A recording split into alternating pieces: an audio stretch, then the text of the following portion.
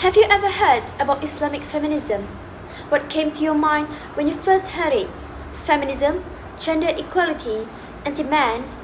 Many people nowadays have a negative perception of Islamic feminism, but in fact, they do not fully understand what is actually Islamic feminism. So here, we would like to clear up your mind by defining the meaning of Islamic feminism. It is a feminist movement by a Muslim that advocate for equality and women's rights and ground their argument based on Islamic teachings. The history of this movement began in the 19th century and still discussed until this day. On the other hand, in West countries, women also face the same issue regarding women's rights. However, there are significant distinctions between Islamic and Western feminism. Islamic feminism is based on non-negotiable concepts like equality, honor, decency, and teach that freedom comes with duties. Unlike in the West, freedom tends to devolve into adultery, not in legislation but in social and cultural behavior. Therefore, we highlighted two main points on why Islamic feminism shouldn't be seen as a threat due to its misleading messages. First, considering the fact that the main sources for Islamic feminism teachings are ijtihad and interpretation of Quran by Muslim scholars. Undoubtedly, it is in accordance with what has been outlined in the teaching of Islam and Sharia compliant. Therefore, it is contrary to what is conveyed in a Western feminism that based on a social human being and interpreted by a natural human. Because of ijtihad and interpretation of Quran are the foundation of Islamic feminism, and like people always say, you can't build a strong house on a crooked foundation.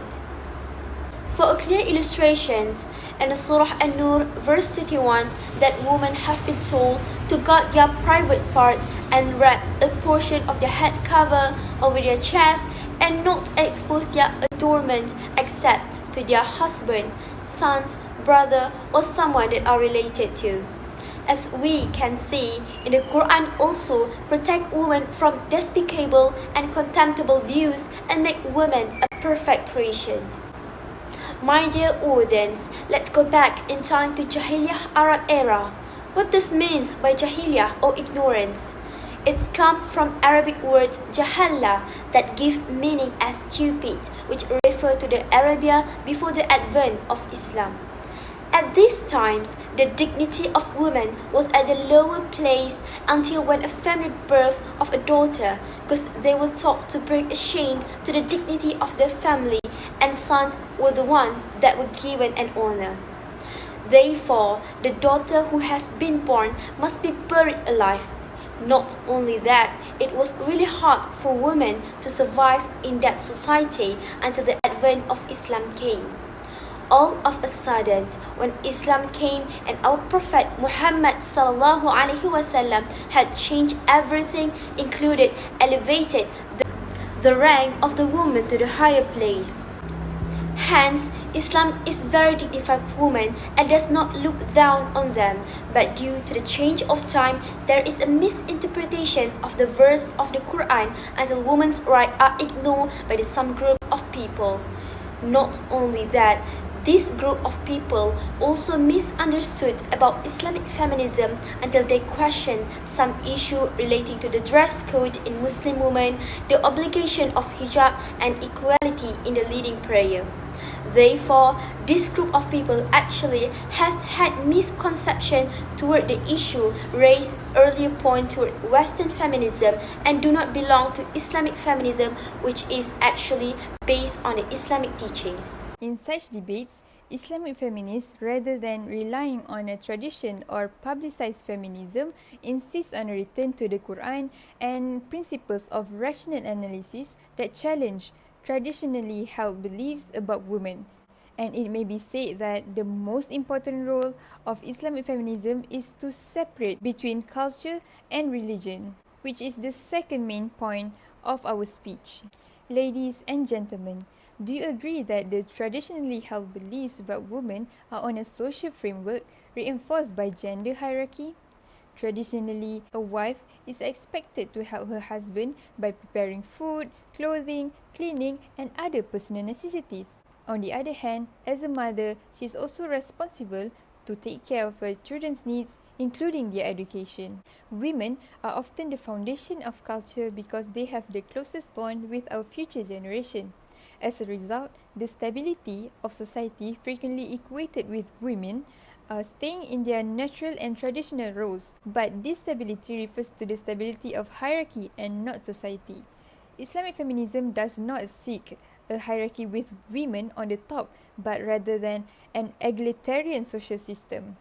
Even in the history of Islam, Khadijah radiallahu anhu, who married the Prophet Muhammad sallallahu alaihi wasallam, continued to work and became a successful entrepreneur. So for a moment, I would like you to consider, are women only meant to be sole caregivers for their families? What about their hopes and dreams? Do they have to give that up? If she has a career, does that mean she is ignoring her responsibilities as a woman? There are still people in our society who believe that women should not have jobs or hold higher positions than their spouses and should just stay at home and care for their husband and children. But that doesn't mean that women shouldn't choose to be a full-time housewife. What we are trying to say is that women should be given the right to choose their own path in life.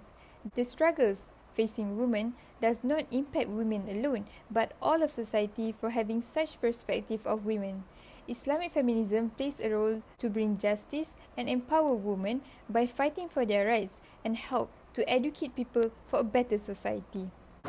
In conclusion, we believe that Islamic feminism explicates the idea of a gender equality as part of the Quranic notion of equality of all insan, and call for the implementation of gender equality in everyday life. And anything that goes against the teachings of it is not Islamic feminism. Furthermore, society should be more open-minded and realize that women are capable of many things other than remaining in their traditional roles. They are expected so much at home, so why should they be expected any less in other aspects? And by us conveying all of you to support Islamic feminism does not only goes to women but society as a whole. Most of the time, men tend to feel uncomfortable to support this movement just because it sounds feminine.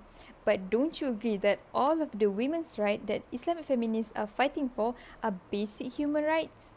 One study shows that women who are in relationships with men who are feminists are reported healthier relationships both in terms of quality and long-term stability.